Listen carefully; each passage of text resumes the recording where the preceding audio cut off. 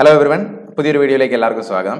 ഇന്ന് നമ്മൾ RRB group ഡിയുടെ സയൻസ് പാർട്ടിൽ, പ്രത്യേകിച്ചും സയൻസ് പാർട്ടിൽ നിന്ന് ചോദിച്ച പ്രോബ്ലംസ് ആണ് ഡിസ്കസ് ചെയ്യുന്നത്. ഈ ലാസ്റ്റ് നടന്ന കുറേ ഷിഫ്റ്റുകളിലായിട്ട് ചോദിച്ച ക്വസ്റ്റ്യൻസും അതിനകത്ത് പ്രത്യേകിച്ചും പ്രോബ്ലംസ് ആണ് നമ്മൾ ഡിസ്കസ് ചെയ്യുന്നത് ഇന്നത്തെ വീഡിയോയിൽ. ഇപ്പോൾ ഒരു 15-20ഓളം ക്വസ്റ്റ്യൻസ് നമ്മൾ ഇന്നത്തെ വീഡിയോയിൽ ഡിസ്കസ് ചെയ്യുന്നുണ്ട്. അതുകൂടാതെ എക്സാമിന് നമ്മൾ ഏതൊക്കെ ഭാഗമാണ് ഒന്നുകൂടെ ശ്രദ്ധിക്കേണ്ടത് എന്ന കാര്യങ്ങളൊക്കെ നമുക്ക് ഇന്നത്തെ വീഡിയോയിൽ നോക്കാം. അപ്പോൾ എല്ലാവരും എക്സാംസിന് വേണ്ടി പ്രിപ്പയർ ചെയ്തുകൊണ്ടിരിക്കുകയാണെന്ന് കരുതുന്നു. കുറേ ആളുകൾക്ക് എക്സാംസ് കഴിഞ്ഞു. കുറേ പേര് കമൻ്റായിട്ട് പറഞ്ഞിട്ടുണ്ടായിരുന്നു സയൻസിൻ്റെ ക്വസ്റ്റ്യൻസ് പ്രോബ്ലംസ് ചെയ്ത് കാണിക്കണം. അതുകൊണ്ട് മാത്രമാണ് ഇങ്ങനെ ഒരു വീഡിയോ ഇപ്പം നമ്മൾ വളരെ പെട്ടെന്ന് ചെയ്യുന്നത്. അപ്പോൾ ഇതുവരെയുള്ള എക്സാംസിൻ്റെ ഒരു അനാലിസിസ് നമുക്ക് ആദ്യം നോക്കാം. എന്തൊക്കെ ടോപ്പിക്സിൽ നിന്നാണ് അല്ലെങ്കിൽ ഏതൊക്കെ ഭാഗത്തു നിന്നാണ് ക്വസ്റ്റ്യൻസ് ചോദിക്കുന്നത് എന്നൊരു അനാലിസിസ് വേണമെങ്കിൽ നമുക്ക് ആദ്യം നോക്കാം. കറണ്ട് അഫയേഴ്സിൻ്റെ കാര്യം പറയുകയാണെങ്കിൽ 2020 മുതലുള്ള കറണ്ട് അഫയേഴ്സ് ഈ വന്ന എക്സാംസിൽ ചോദിച്ചു കണ്ടു. 2020, 2021, 2022 ഈ 3 വർഷങ്ങളിലെയും കറണ്ട് അഫയേഴ്സ് ചോദിച്ചിട്ടുണ്ട്. പക്ഷേ കൂടുതലായിട്ടും 2021, 2022 ആണ് കാണുന്നത്. ഒരു ആവറേജ് 5, 6, 7 ക്വസ്റ്റ്യൻസ് വരെ കറണ്ട് അഫയേഴ്സ് പാർട്ടിൽ നിന്ന് ചോദിച്ചു കാണുന്നുണ്ട്. ഇതാണ് കറണ്ട് അഫയേഴ്സ് പാർട്ടിനെ പറ്റി നമുക്ക് മനസ്സിലാക്കാൻ കഴിയുന്നത്. അതുപോലെ അടുത്തത് ജനറൽ അവയർനെസിൻ്റെ കാര്യം പറയുകയാണെങ്കിൽ, ഓവറോൾ ജനറൽ അവയർനെസിൻ്റെ കാര്യം പറയുകയാണെങ്കിൽ അത് NTPC, CBT1, CBT2 എക്സാംസിന് ചോദിച്ച തരത്തിലുള്ള ക്വസ്റ്റ്യൻസ് തന്നെ ഇവിടെയും ചോദിക്കുന്നുണ്ട്. അതിൻ്റെ സ്റ്റാൻഡേർഡ് കുറയോ കൂടുകയോ അങ്ങനെയൊന്നും നമുക്ക് കൃത്യമായിട്ട് പറയാൻ പറ്റില്ല. വളരെ സിമ്പിൾ ക്വസ്റ്റ്യൻസും ഉണ്ട്, അതുപോലെ തന്നെ കുറച്ച് ടഫായിട്ടുള്ള കുറച്ച് ക്വസ്റ്റ്യൻസും കാണുന്നുണ്ട്. മെയിനായിട്ട് സ്റ്റാറ്റിക് GK തന്നെ ഇവിടെ ഇമ്പോർട്ടൻ്റ് ആയിട്ട് കാണുന്നുണ്ട്. അന്നത്തെ ഇവാലുവേഷനിൽ പറഞ്ഞിട്ടുണ്ടായിരുന്നു സ്റ്റാറ്റിക് GK ഇമ്പോർട്ടൻ്റ് ആണെന്ന്. ഇതുപോലെ തന്നെ ഗ്രൂപ്പ് ഡി എക്സാംസിലും സ്റ്റാറ്റിക് GK വളരെ ഇമ്പോർട്ടൻ്റ് ആണ്. വളരെ ഇമ്പോർട്ടൻ്റ് ആയിട്ടുള്ള ക്വസ്റ്റ്യൻസ് അതിൽ നിന്ന് ചോദിക്കുന്നുണ്ട്. പിന്നെ പൊളിറ്റി പാർട്ടിൽ നിന്ന് ആർട്ടിക്കിൾസ്, അമെൻമെൻറ്റ്, അങ്ങനെയുള്ള ഷെഡ്യൂൾസ്, ഇതിൽ നിന്നൊക്കെ ക്വസ്റ്റ്യൻസ് കണ്ടിട്ടുണ്ട്. എക്കണോമിക്സ്, ഹിസ്റ്ററി, ജോഗ്രഫി എല്ലാം കുറച്ച് ഡീറ്റെയിൽ ആയിട്ട് മനസ്സിലാക്കേണ്ട ടൈപ്പ് ക്വസ്റ്റ്യൻസ് ഒക്കെ അതിനകത്ത് നമ്മൾ കണ്ടു ജനറൽ അവയർനെസ് പാർട്ടിൽ നിന്ന്. പിന്നെ നമുക്ക് പറയാനുള്ളത് ജനറൽ സയൻസിൻ്റെ കാര്യമാണ്. അതിനകത്ത് നിന്നുള്ള പ്രോബ്ലംസ് തന്നെയാണ് നമ്മൾ ഇന്ന് ഡിസ്കസ് ചെയ്യുന്നത്. ജനറൽ സയൻസ് എന്ന് പറയുന്നത് ഒരുപക്ഷെ എല്ലാവരും ചെയ്യുന്ന ആയിരിക്കില്ല. അതായത് ഏറ്റവും കൂടുതൽ ജനറൽ സയൻസിൽ നിന്ന് പ്രോബ്ലംസ് അറ്റൻഡ് ചെയ്യുന്നവരായിരിക്കും റാങ്കിൽ ഏറ്റവും മുമ്പിലോട്ട് വരാൻ സാധ്യതയുള്ളൂ. കാരണം റാങ്ക് ഡിറ്റർമൈനിങ് പാർട്ട് എന്ന് നമുക്ക് വേണമെങ്കിൽ പറയാം. കാരണം നല്ല പ്രോബ്ലംസ് ആദ്യത്തെ ഷിഫ്റ്റുകളിൽ ചോദിച്ചിട്ടില്ലെങ്കിൽ പോലും ഇപ്പോഴുള്ള ഷിഫ്റ്റുകളിൽ ചോദിക്കുന്നുണ്ട്. നല്ല രീതിയിലുള്ള പ്രോബ്ലംസ് ചോദിക്കുന്നുണ്ട്. ജനറൽ സയൻസിൽ നന്നായിട്ട് സ്കോർ ചെയ്യുന്നവരായിരിക്കും റാങ്കിൽ ഏറ്റവും മുമ്പിലോട്ട് വരാൻ സാധ്യതയുള്ളത്. കാരണം റാങ്ക് ഡിറ്റർമിനിങ് പാർട്ട് എന്ന രീതിയിൽ തന്നെയാണ് അതിനകത്തു നിന്നുള്ള ക്വസ്റ്റ്യൻസ് നമുക്ക് മനസ്സിലാക്കാൻ കഴിയുന്നത്. അപ്പോൾ ആദ്യത്തെ ഷിഫ്റ്റിലൊന്നും ഞാൻ പറഞ്ഞു, ആദ്യത്തെ ഷിഫ്റ്റുകളിലൊന്നും ന്യൂമറിക്കൽസ് അധികം ചോദിച്ചിട്ടുണ്ടായിരുന്നില്ല. ഇപ്പോൾ ന്യൂമറിക്കൽസ് നന്നായിട്ട് ചോദിക്കുന്നുണ്ട്. അപ്പോൾ അതൊരു മിക്സഡ് ആയിട്ടായിരിക്കും. ചിലപ്പോൾ നിങ്ങളുടെ ഷിഫ്റ്റിൽ നന്നായിട്ട് ന്യൂമറിക്കൽസ് ചോദിക്കും. മോസ്റ്റ്ലി നിങ്ങൾക്ക് ന്യൂമറിക്കൽസ് എല്ലാവർക്കും ചോദിക്കാനാണ് സാധ്യത.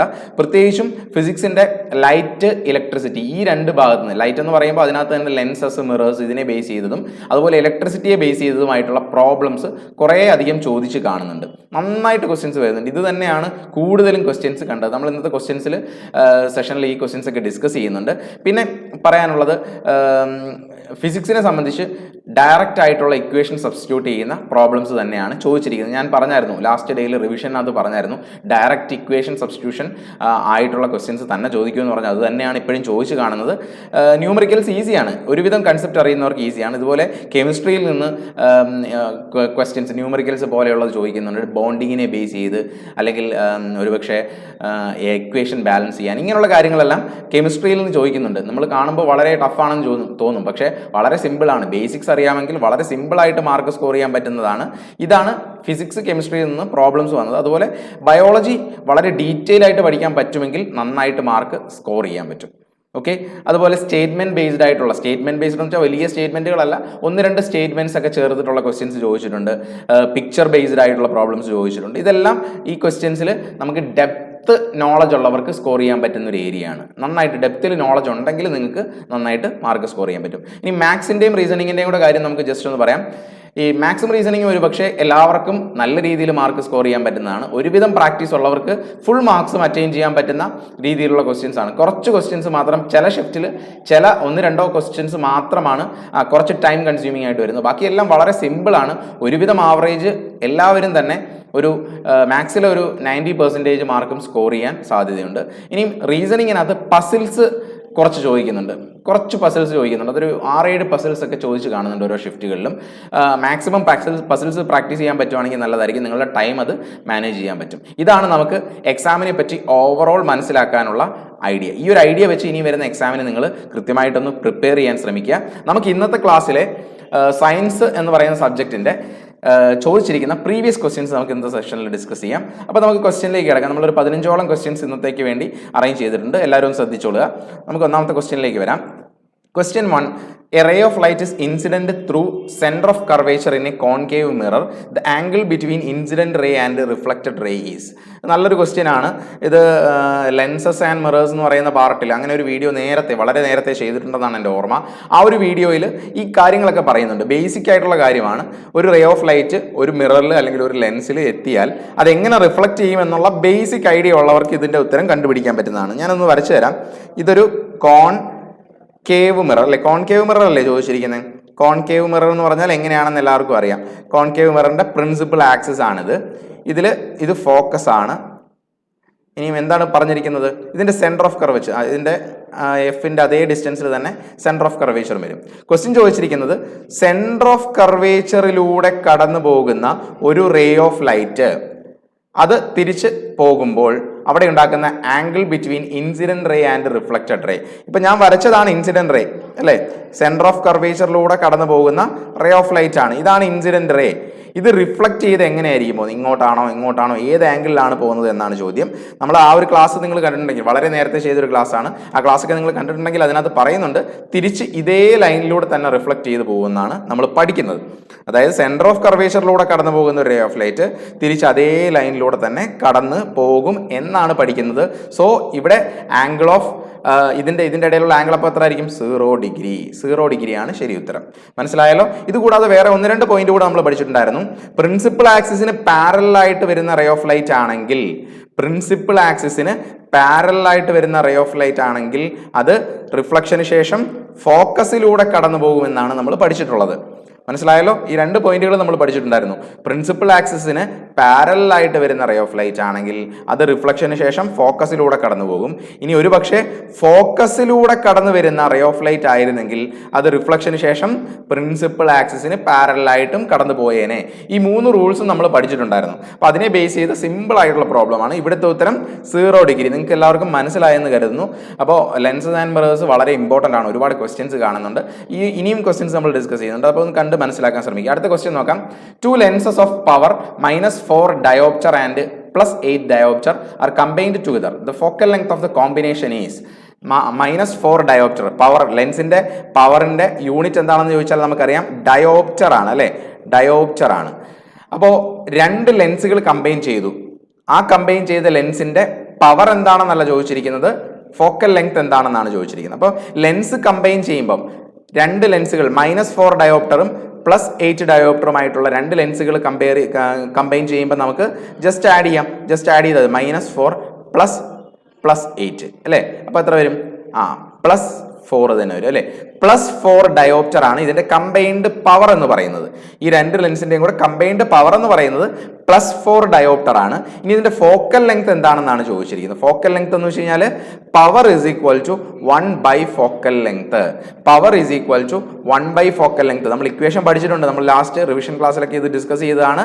അപ്പോൾ ഫോക്കൽ ലെങ്ത് കണ്ടുപിടിക്കാൻ 1 പവർ എടുക്കണം. അപ്പോൾ പവർ നമുക്ക് കണ്ടുപിടിക്കാൻ പവർ അറിയാം. പവർ എത്രയാണ്? 4 = 1 ഫോക്കസ് അല്ലേ? പവർ 4 ആണ് = 1 ഫോക്കസ്. അപ്പോൾ focus = 1/4 which is equal to 0.25 metre. Unit metre ആണ്. ഫോക്കൽ ലെങ്ത്തിന്റെ യൂണിറ്റ് മീറ്റർ ആണ്. ഇതിനകത്ത് +0.25 മീറ്റർ ഉണ്ടായിരുന്നു ഓപ്ഷനിൽ, -0.25 മീറ്റർ ഉണ്ടായിരുന്നു യൂണിറ്റ്. ഇത് രണ്ടും ഉണ്ടായിരുന്നു. അപ്പൊ നമ്മുടെ ഉത്തരം എന്താണ്? +0.25 മീറ്റർ ആണ് ഫോക്കൽ ലെങ്ത്. കാരണം എന്താ? നമ്മുടെ ഇക്വാലന്റ് പവർ എന്ന് പറയുന്നത് +4 ആയിരുന്നു. അതുകൊണ്ട് നമുക്ക് കിട്ടുന്നതും പ്ലസ് തന്നെ ആയിരിക്കും. മനസ്സിലായെന്ന് കരുതുന്നു. ഇത് കോമ്പിനേഷൻ ഓഫ് ലെൻസസിന്റെ പ്രോബ്ലം ആണ്. അടുത്ത question. An object is placed at a distance of 8 cm from A concave mirror of focal length 12 cm. The nature of image is. നല്ല ക്വസ്റ്റ്യൻ ആണ്. ഇമേജ് ഫോർമേഷൻ വളരെ ഡീറ്റെയിൽഡ് ആയിട്ട് പഠിക്കണം എന്ന് നമുക്ക് മനസ്സിലാവും. അപ്പോൾ ശ്രദ്ധിച്ചോളുക. ഇത് കോൺകേവ് മിറർ ആണ് പറഞ്ഞിരിക്കുന്നത്. നമുക്ക് നേരത്തെ പറഞ്ഞതും കോൺകേവ് മിറർ അല്ലെ? കോൺകേവ് മിറർ ആണ് പറഞ്ഞിരിക്കുന്നത്. കോൺകേവ് മിററിൽ at a distance of 8 cm, 8 centimetre ദൂരത്താണ് ഒരു ഒബ്ജക്റ്റ് വെച്ചിരിക്കുന്നത്. ഈ ഡിസ്റ്റൻസ് 8 സെന്റിമീറ്റർ ആണ്. അതേസമയം ഈ കോൺകേവ് മിററിന്റെ ഫോക്കൽ ലെങ്ത് എന്ന് പറയുന്നത് 12 സെന്റിമീറ്റർ ആണ്. ഇവിടാണ് ഫോക്കസ്. അപ്പൊ ഇത്രേ ഉദ്ദേശിക്കുന്നുള്ളൂ. ഫോക്കസിന്റെ അകത്ത് ബിറ്റ്വീൻ ഫോക്കസ് ആൻഡ് ഈ ലെൻസിന്റെയും ഫോക്കസിന്റെയും ഇടയിലാണ് ഒബ്ജക്റ്റ് വെച്ചിരിക്കുന്നത്. ഇങ്ങനെ ആകുമ്പോൾ ഫോം ചെയ്യുന്ന ഇമേജ് എന്ത് തരം ആയിരിക്കും? നമ്മൾ ഇമേജ് ഫോർമേഷൻ ഡിഫറെന്റ് സിറ്റുവേഷൻസ് എടുത്ത് പഠിച്ചിട്ടുണ്ട്. പഴയ വീഡിയോ നിങ്ങൾ കാണാൻ ശ്രമിക്കുക, വളരെ മുമ്പ് ചെയ്തൊരു വീഡിയോ ആണ്. അപ്പൊ അതിനകത്ത് ഇതൊക്കെ നമ്മൾ പറയുന്നുണ്ട്.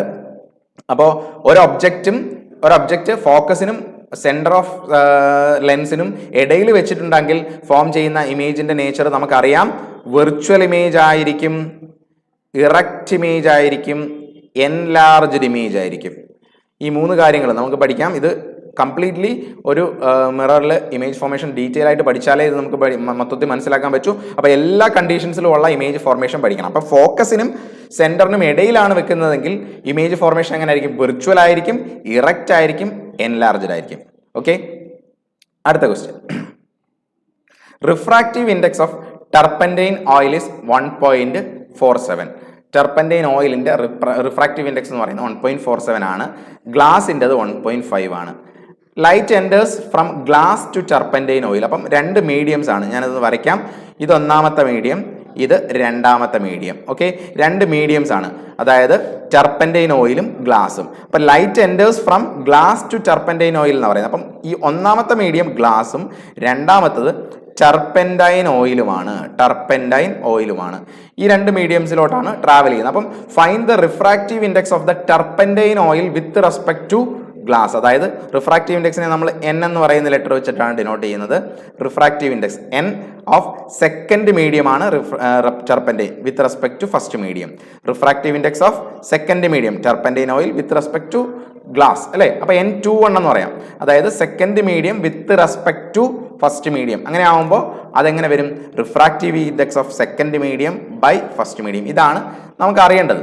ഫസ്റ്റ് മീഡിയത്തിന്റെയും റിഫ്രാക്റ്റീവ് ഇൻഡെക്സ് തന്നിട്ടുണ്ട്, സെക്കൻഡ് മീഡിയത്തിന്റെയും റിഫ്രാക്റ്റീവ് ഇൻഡെക്സ് തന്നിട്ടുണ്ട്. അപ്പോൾ ചോദിച്ചിരിക്കുന്നത് refractive index of second medium with respect to first medium ആണ് ചോദിച്ചിരിക്കുന്നത്. അപ്പം N21 എന്ന് പറയുമ്പം N2/N1 ആണ്. N2 എന്ന് പറയുന്നത് എത്രയാണ്? Refractive index of second medium N2 എന്ന് പറയുന്നത് ടർപ്പൻറ്റൈൻ ഓയിലിന്റെ 1.47 ഡിവൈഡഡ് ബൈ ഗ്ലാസിന്റെ എത്രയാണ്? 1.5. അപ്പോൾ ഇത് കാൽക്കുലേറ്റ് ചെയ്യുമ്പോൾ ഡിവൈഡ് ചെയ്യുമ്പോൾ നിങ്ങൾക്ക് 0.8 അപ്രോക്സിമേറ്റ്ലി 0.8 എന്ന് പറയുന്ന ഒരു വാല്യൂ വരും. ഇതാണ് ശരി ഉത്തരം. അപ്പോൾ ഇത് തിരിഞ്ഞു പോകാൻ സാധ്യതയുള്ളത് N1/N2 എന്നൊക്കെ എടുക്കും ചിലർ. അതുകൊണ്ടാണ് ഞാൻ പറഞ്ഞത് refractive index of second medium with respect to first medium is equal to N2/N1. ഇങ്ങനെ തന്നെ കരുതുക, ഇങ്ങനെ തന്നെ മനസ്സിലാക്കുക. ഓക്കെ, അടുത്ത ക്വസ്റ്റ്യനിലേക്ക് വരാം. In A convex lens object is placed between f and 2f. image will be formed at convex lens ആണ് പറഞ്ഞിരിക്കുന്നത്. ലെൻസ് കോൺകേവ് അല്ല, കോൺവെക്സ് ലെൻസ്. കോൺവെക്സ് ലെൻസിനെ എന്ത് തരം ലെൻസ് എന്നാണ് അറിയപ്പെടുന്നത്? Convex lens is known as converging lens. Converging lens എന്നാണ് convex ലെൻസിനെ അറിയപ്പെടുന്നത്. Convex lens is known as converging lens. Concave lens is known as diverging lens. ഇവിടെ കോൺവെക്സ് ലെൻസിന്റെ കാര്യമാണ് പറഞ്ഞിരിക്കുന്നത്. Object is placed between F and 2f. എഫിന്റെയും 2fന്റെയും ഇടയിലാണ് ഒബ്ജക്റ്റിനെ പ്ലേസ് ചെയ്തിരിക്കുന്നത്. എഫിന്റെയും 2fന്റെയും ഇടയിലാണ് ഒബ്ജക്റ്റിനെ പ്ലേസ് ചെയ്തിരിക്കുന്നത് എങ്കിൽ ഇമേജ് ഫോം ചെയ്യുന്നത് എവിടെ? ഇമേജ് ഫോർമേഷൻ അറിയുന്നവർക്ക് എളുപ്പമാണ്. ഇമേജ് ഫോം ചെയ്യുന്നത് ബിയോണ്ട് 2f ആയിരിക്കും. ഇവിടെ ഒരു എഫ് ഉണ്ട്, ഇവിടെ ഒരു 2f ഉണ്ട്. ആ 2fന്റെ വെളിയിലായിരിക്കും ഇമേജ് ഫോം ചെയ്യുന്നത്. നമുക്കറിയാം, റിയൽ ഇമേജ് ഇതിന്റെ ഓരോ കണ്ടീഷൻസ് വെച്ച് പഠിക്കുന്നുണ്ട്. അപ്പോൾ എഫിനും 2fനും ഇടയിലാണ് ഒബ്ജക്റ്റ് ഫോം വെച്ചിരിക്കുന്നതെങ്കിൽ ബിയോണ്ട് 2f ആണ് ഫോം ചെയ്യുന്നത്. ഇനിയും 2fലാണെങ്കിൽ, ഈ സൈഡിൽ 2fലാണെങ്കിൽ ഇവിടെയും 2fലായിരിക്കും ഇമേജ് ഉണ്ടാകുന്നത്. ഒരുപാട് കണ്ടീഷൻസ് ഉണ്ട്. ബാക്കിയുള്ള കണ്ടീഷൻസ് എല്ലാം പഠിക്കുക, നിങ്ങൾ ആ പഴയ വീഡിയോ കണ്ട് പഠിക്കുക. അപ്പോൾ ഈ ഒരു കണ്ടീഷൻ ഞാൻ പറയുന്നു, എഫിന്റെയും 2fന്റെയും ഇടയിലാണ് ഇമേജ് ഫോം ഒബ്ജക്റ്റ് വെച്ചിരിക്കുന്നതെങ്കിൽ ഇമേജ് ഫോം ചെയ്യുന്നത് 2fന് വെളിയിലായിരിക്കും. 2fലാണ് ഒബ്ജക്റ്റ് പ്ലേസ് ചെയ്തിരിക്കുന്നതെങ്കിൽ ഇമേജ് ഫോം ചെയ്യുന്നത് അപ്പുറത്തെ 2fൽ തന്നെ ആയിരിക്കും. ഓക്കെ, അടുത്ത question. 2 resistors of 15 ohm and 30 ohm are connected in parallel to 10 volt battery. Find the total power consumed.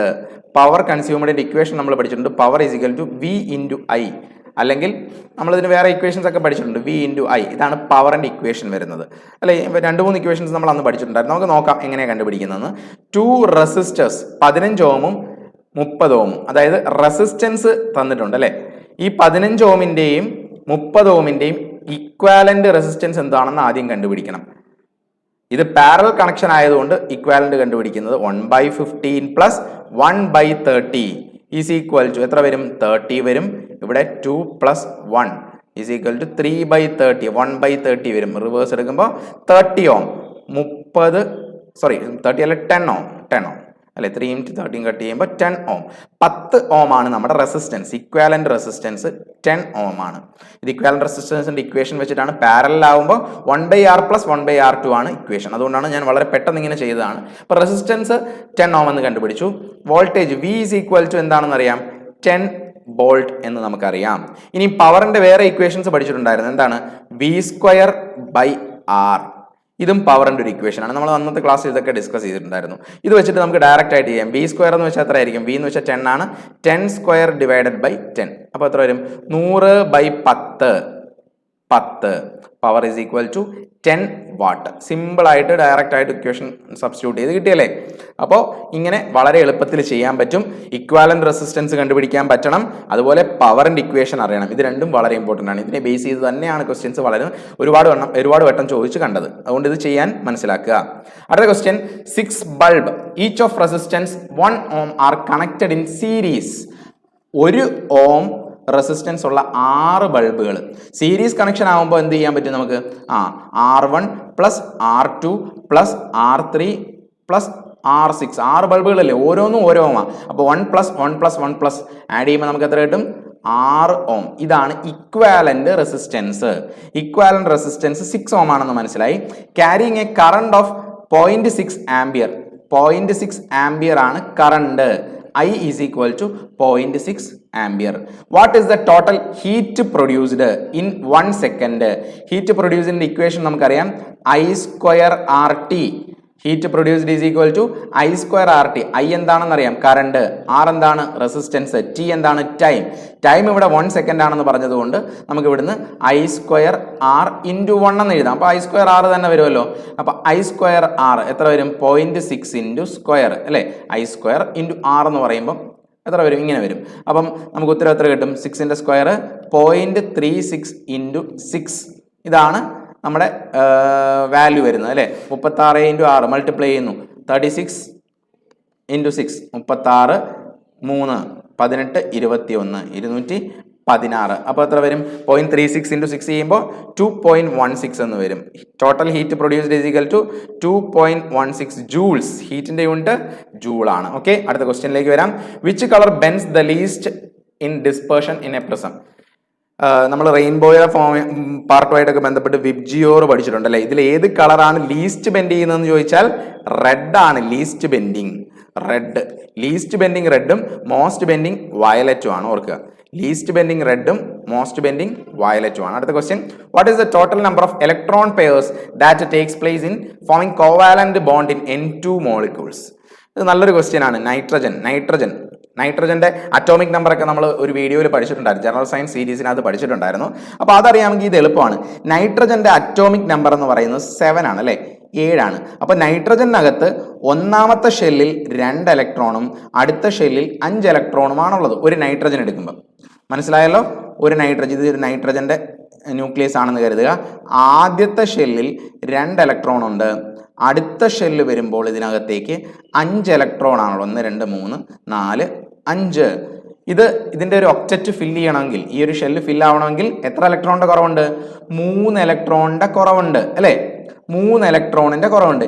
ഇതുപോലെ ഇപ്പുറത്തും വേറൊരു നൈട്രജൻ ആറ്റം ഉണ്ടെന്ന് കരുതുക, അതിനും 3 ഇലക്ട്രോണിന്റെ കുറവുണ്ട്. അപ്പോൾ ആ ഒരു നൈട്രജനിലെ, ഇതിന്റെ അടുത്തിരിക്കുന്ന നൈട്രജനിലെ 3 ആറ്റംസ് ഇവിടേക്ക് കമ്പൈൻ ചെയ്ത് ഒക്ടറ്റ് ഫില്ല് ചെയ്യും. അപ്പം 3 ആറ്റംസ് ആണ് ഇവിടെ ഷെയർ ചെയ്യപ്പെടുന്നത്.